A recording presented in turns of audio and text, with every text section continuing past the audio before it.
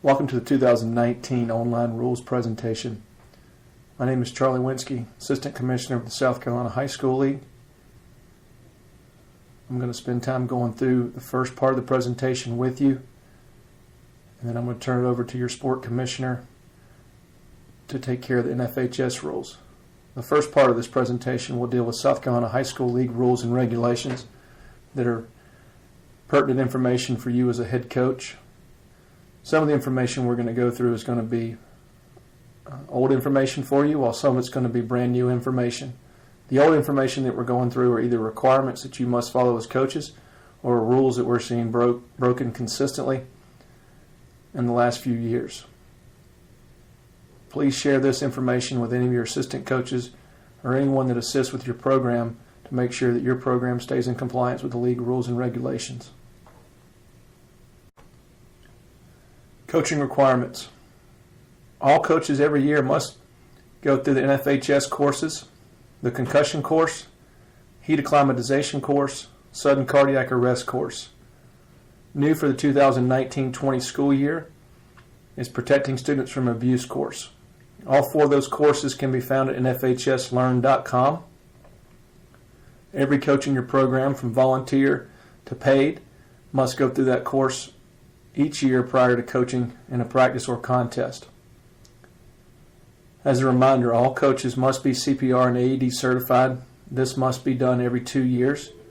Your certification for both CPR and AED is a 2-year certification. So please check with your athletic director or your certification cards to see if you're due for a new certification for this school year.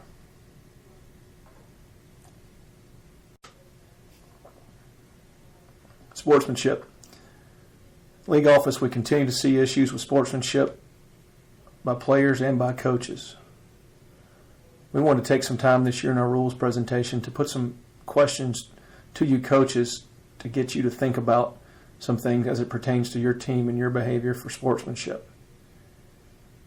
One of the first things we want you to think about is, how often do you discuss this with your team? Do you make sportsmanship a priority? Do you take time each day to go through with your athletes your expectations, how you want them to handle adverse situations? Or do you put it on the back burner and let it become a reaction when it happens? If you put it on the back burner and let it become a reaction when it happens, you know there's a high chance that the result is not going to be what you expect. Understand too, we're working with teenage athletes. No matter how much you go over something and how clearly you set your expectations, you're still going to run into a situation where a kid's going to make a poor decision. What we don't want is one kid's poor decision to lead into multiple kids' poor decisions and have multiple kids ejected from a contest due to one incident. We continue to see an increase in team displays of poor sportsmanship throughout the year. One kid making a mistake is one thing. Multiple kids making the same bad decision at the same time escalates the situation tremendously. Take time, discuss this with your team, set your expectations, let them know what will and will not be tolerated. Two other questions we want you to think about is, if your team doesn't win, and obviously everybody wants to be a winner, and everybody wants to win every time you step foot on the competition field or court. But if you're not to win, or if you are to win, how do you want people to remember your teams?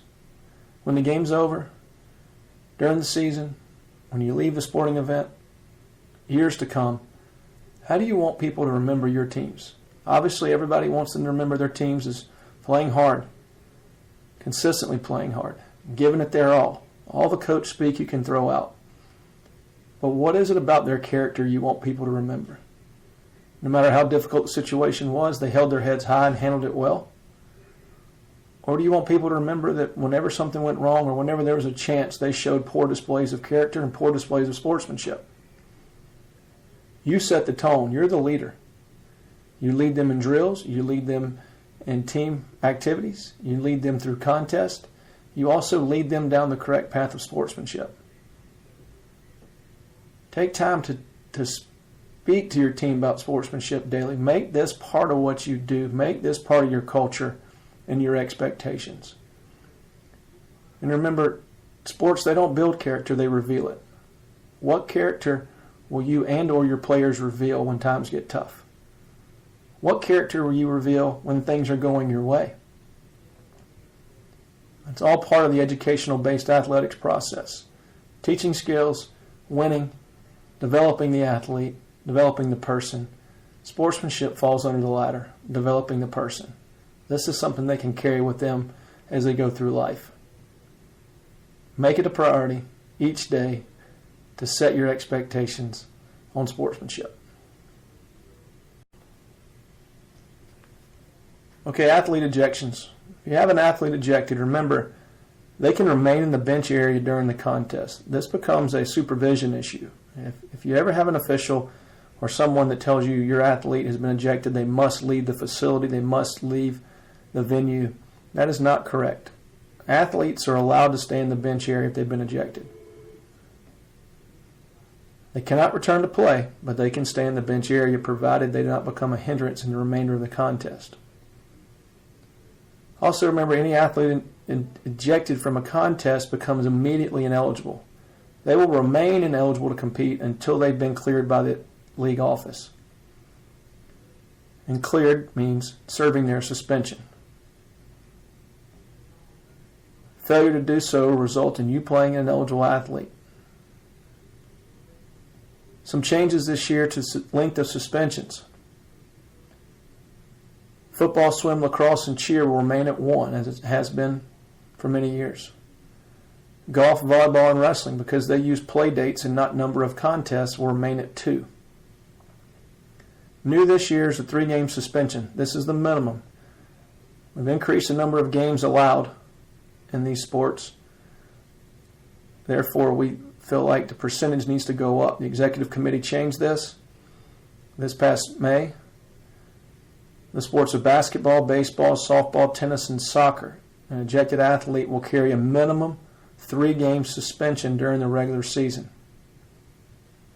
These minimums, the 1, 2, and 3 games for the sports, are during the regular season. If you look down at the bottom, playoffs have been changed to where an ejection in the playoffs carries a minimum next game suspension.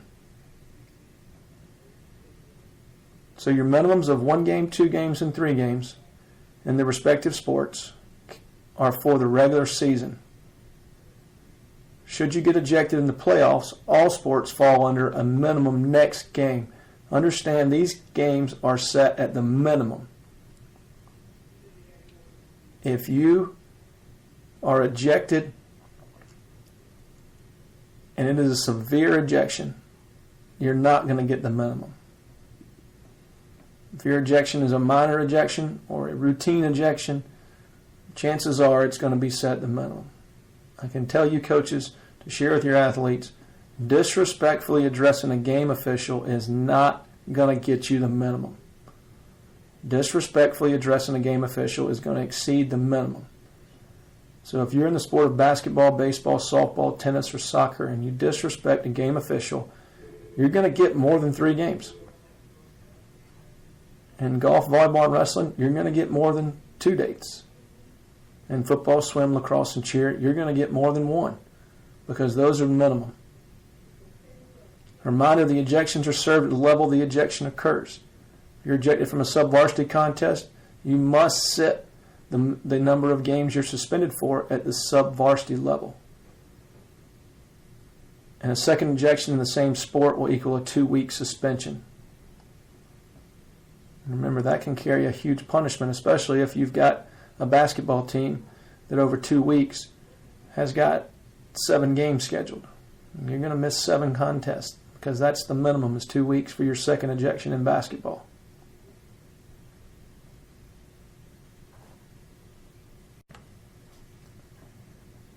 Okay, ejection of coaches. Unlike players, coaches, if you get ejected, you must leave the facility or the stadium immediately and you cannot return. A number of issues in the last few years where coaches have been ejected and they weren't quite sure they had to leave the facility or stadium. We want to make it clear, if you're ejected, you must leave the facility or stadium immediately and not return. No questions asked. Whether you agree with the ejection or you disagree with the ejection. If you're ejected, leave. The best thing you can do as a coach when you've been ejected is to stop arguing, stop questioning it, accept it, and move on. In many cases, the minimums for coach ejections and the fine and the suspension are increased once the coach becomes ejected. You can do yourself a huge favor by leaving at that point in time. Remember, as a coach, too, you cannot return to coach at any level until cleared by the league. If you're in a tournament, first game's on a Friday at 8 o'clock at night, and you get ejected, you don't get to go back out there Saturday and just start coaching because you haven't heard from the league office. If you haven't heard from us, that means you haven't been cleared. And we will not be communicating this with you. We'll be communicating with your AD or principal. So if they've not heard from us, then you're not cleared. And you assume that they haven't heard that you keep sitting out. Changes this year to coach ejections. Executive committee approved in April. The coach ejection will now carry a minimum 2-game suspension, and the fine will remain at $300. In the past, the minimum ejection for coaches has been 1-game suspension and $300 fine. The minimum game suspension for coaches is increased to 2, and the fine will remain at $300. Remember, that fine goes to the school. The school decides they want to make you pay them for it. That's between you and your administration at your school. Now, that being a 2-game suspension, this is going to be crucial for you because, remember, the suspensions of a coach must be served at the same level where the ejection occurs. If you're a varsity level head coach or assistant coach and you're ejected from a sub-varsity game, you're going to be fined $300 and you're going to be suspended from the next 2 sub-varsity games. What that means is you will not be able to coach in any contest until you have served a 2-game suspension at the sub-varsity level. For example, you're helping your assistant coach out on a Thursday night, or your JV coach out on a Thursday night. You get ejected from the Thursday night JV contest. Your varsity team plays on Friday. Your varsity team plays Saturday. Your varsity team plays Monday. You won't coach in any of those games. Your JV team plays again on Tuesday. That'll be your first game suspension at the JV level. You will have missed the Friday, the Saturday, and the Monday varsity games. You sit the JV game. Your JV plays again on Thursday. You sit again. And then your varsity team plays on Friday. Now you're eligible to coach because you've served your suspension at the level where it occurs. So you got a 2-game suspension at the level it occurred, but you were ineligible to coach in any other contest between there. So essentially, because you were ejected from a sub-varsity game, and because the way your schedule worked out, you actually missed 5 contests total. Be mindful of that moving forward.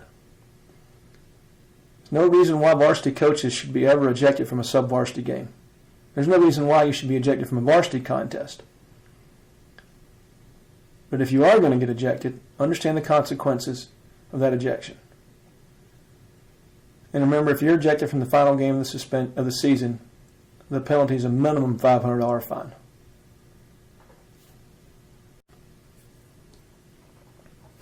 Okay, some reminders on ejections. The athlete's actions can get them suspended for up to 365 days. Rules and regulations do not allow any suspension to exceed 365 days.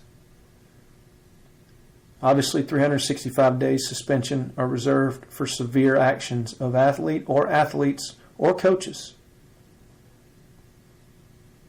Rules and regulations also call for an athlete that is suspended for 365 days will result in the program being put on immediate probation, which will take you out of the playoffs immediately. Any athlete that leaves the bench during an altercation, they're going to get ejected from the contest, and that's going to result in a suspension.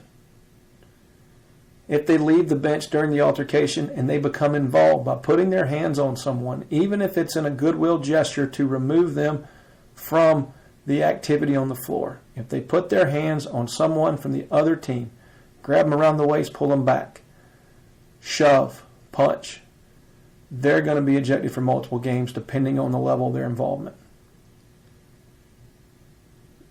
As we spoke about in the previous slide, disrespectfully addressing a game official is going to result in beyond the minimum for suspension. Physical contact with a game official is going to be an ejection and up to 365 days, depending on the severity of that contact. I can tell you more often than not, that is going to err more towards a 365-day suspension. The best thing you can do as a coach for your student athletes is to video every contest start to finish. Wide-angle camera lens so everything can be seen. Instruct your camera operators to keep the camera running during any altercation. The important part of that is, yes, the ones that are guilty are going to be viewed. We're going to know who's guilty. But the most important thing is those that are innocent are going to be able to be cleared. We want to clear the ones that were not involved. We want to clear the innocent. It also allows us to see the level to which the athlete or the coach was involved. Without video to review the severity of the actions, all we have is what is written up. In some cases, what is written up exceeds what the athlete actually did. In some cases, what is written up doesn't meet the actions of what the kid actually did. Video everything so that we can review it and make sure the appropriate suspension is handled down. Remember, sportsmanship's a choice. Your student athletes make it, your assistant coach make it, and you make it every day. Make it a priority to go through this. Make it a part of what you do daily. Okay, medical information. Reminder, the approved healthcare providers who can return a student athlete to play anytime it involves a concussion, those 5, they all must be licensed in South Carolina, an MD, a DO, an AT, a PA, and an MP. Any one of those 5 can return a student athlete to play during a contest when symptoms or signs of a concussion are thought to be there. In absence of one of those 5, student athlete sent off the field for a concussion-like symptom by an official, that student athlete will remain out for the remainder of the game. Other important medical information for you, just as a reminder, last year we went through and implemented the wet bulb globe thermometer. Please be mindful of that as we get started in the 2019 school year. This does not just apply to outdoor early year activities. This also could be an indoor activity for the early part of the season, of the school year, and also could be involved in the latter part of the school year when the temperatures begin to rise again. All athletes' physicals must be on file with your school, and the date for that physical to be valid is April 1st of 2019. Any physical dated prior to April 1 of 2019 will not be valid this year for your student athletes. Check with your AD to make sure you have an emergency action plan for your facility, and not only for your facility but for each sports season. In many cases, you may use the same stadium that another sport uses, but you may not have every access point open to get into that stadium for your sport that another sport would. So just check with your AD to make sure you have an emergency action plan.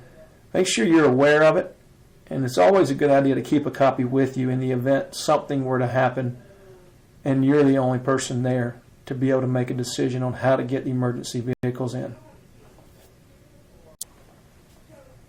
All right, tournaments. We've had an issue in the last couple of years with tournaments and a definition of what a tournament is. Just a couple of things to remind you of. All tournaments, invitationals, and jamborees, they must be sanctioned by our office. Once we get it sanctioned and approved for sanctioning, we post that on our website. If you're participating in a tournament, an invitational, or a jamboree, check our website to make sure that it's been approved as a sanctioned tournament. If you participate in a non-sanctioned event or host a non-sanctioned event, you are subject to penalties and or fines. Don't put yourself in position to get a penalty and or fine by participating in a non-sanctioned event. Any contest in the preseason must be in a tournament that is sanctioned. We've had to call a few schools this past school year and remind them that you cannot host a round-robin invitational in the preseason. If you're going to host an event during that preseason date period, it must be a tournament. That means it must be a series of contests in competition for a championship at which at least first and second place are decided by a final contest. So if you're going to host an event in the preseason, it must be a tournament, it must be sanctioned. And when you submit your application for sanctioning, you must submit your brackets as they are to be played so that we can approve that as an approved tournament. If you have any questions on that, please feel free to call our office and we'll be glad to help guide you through the process to make sure you get it right. Okay, transfers are ineligible players. The responsibility of making sure that every athlete on your court or field is eligible falls on your principal and athletic director. But it's always a good idea for you to remember what a transfer is and what an ineligible player is so that you can get the information to your AD and not place someone in error. A good thing to do is the first day of tryouts or the first day of practice is to check with every person trying out for your team and just ask one simple question. Who was not at our school from the first day till the last day last year, and who was not at our feeder middle school from the first day until the last day of the previous year? Anyone who was not at your school day one through the final school day of the year before, or at your feeder middle day one through the last school day the year before, is considered a transfer.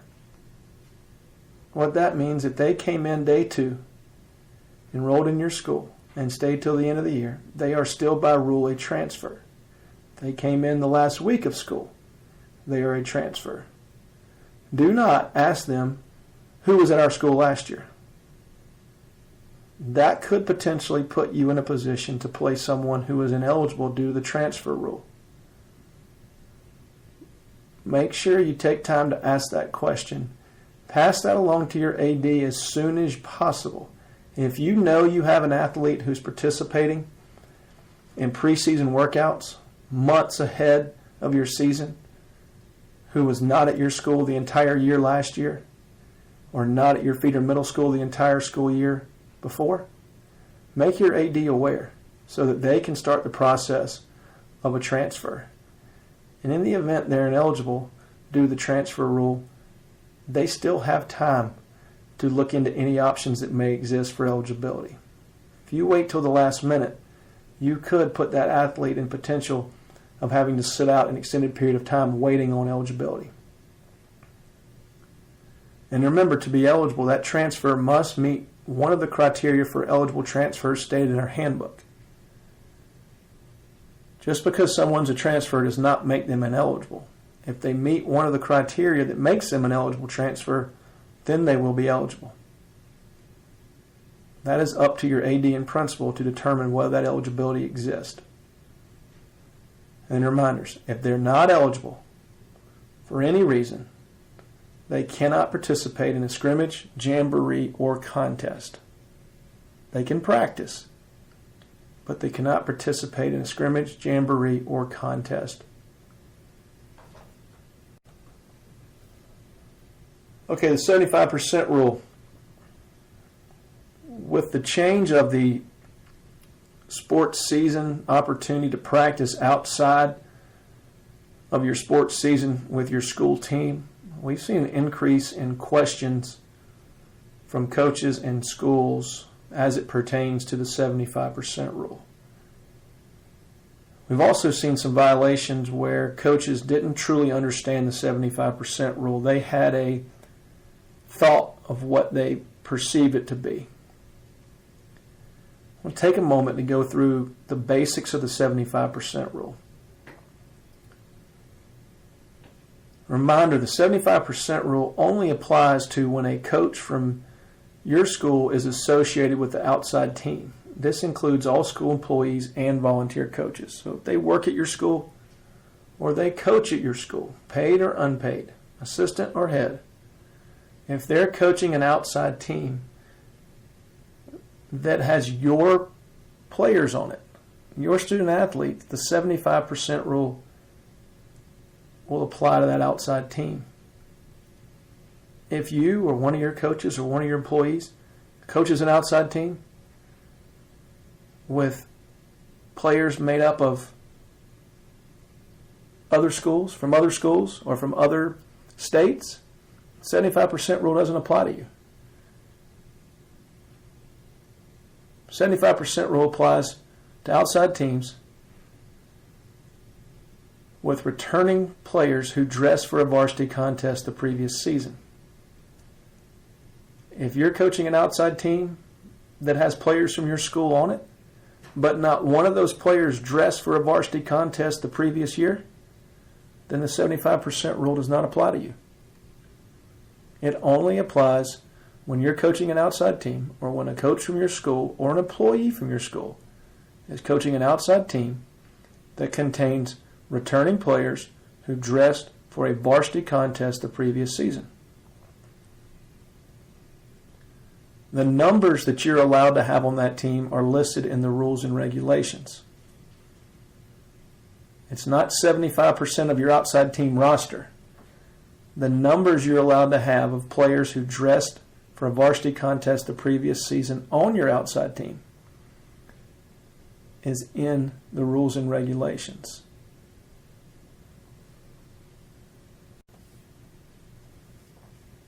So we'll continue with the 75% rule. Here are some examples. Example 1. Soccer is allowed 8 players on an outside team under the 75% rule. So if you go to the rules and regulations and you look at the number of players allowed per sport on an outside team, coached by a coach from your school, a volunteer coach from your school, an assistant coach from your school, or a school employee, in the sport of soccer, that outside team is allowed to have 8 players on that team who dressed for a varsity game during the previous season. So if you're coaching a soccer team as an outside team, and you have 7 returning players on that team who dressed for a varsity game at your school, and 11 players who are on the JV season and never dressed for a varsity game, that outside team will meet the 75% rule because you did not exceed 8 players on that outside team that dressed for your varsity team the previous year.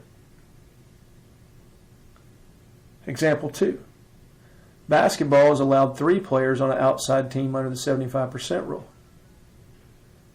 The outside team coached by a coach from your school or an employee from your school has 4 players on it who dressed for a varsity game the previous year, and 7 players who never dressed for a varsity game. This would be a violation. The reason that's a violation is that basketball is only allowed 3 players on the outside team that dressed for a varsity contest the previous year. The outside team in this example had 4 players who dressed for the varsity game the previous year and were on the outside team. Therefore, it would be a violation. As always, if you have any questions as to the legality of your varsity team or your outside team, call our office prior to establishing your outside team. Okay, our final slide before we'll turn it over to your sport commissioner for the rule changes in the FHS rule book is on open and closed season. A lot of questions on this past year, and seeing a lot of coaches who don't fully understand what they can and cannot do during this time. Remember, if it's an open season, during that open season, you have 20 days of practice. That 20 days is for your use, however you want to use it, however many hours you want to go, however many kids you want to have out there. The only requirement is you must make it open to all students, and it cannot be mandatory for any. If you want to have 200 kids come to your softball practice, great. You only have 20 days with it. During the open season, your school facilities can be used. I have a lot of coaches who aren't sure they can actually use their school facilities during the open season. The open season, 20 days of practice. You to use how you want. School facilities may be used. Open to all students and cannot be mandatory. And a reminder that football and lacrosse, you have pad exemptions during that 20 days that you can actually use pads and days where you cannot use pads. Make sure you pay attention to your sport-specific rule if you're in football or lacrosse as it pertains to pads. The closed season. During the closed period, a coach cannot work with any athletes. It's on campus or off campus. The only exception to this would be if you're coaching an outside team that has no affiliation with your school. Students are not allowed to use school facilities on their own. Example of this, no open gyms. You can't unlock the gym and say, hey, I can't be in there, but you can go shoot. That's a violation of the closed season.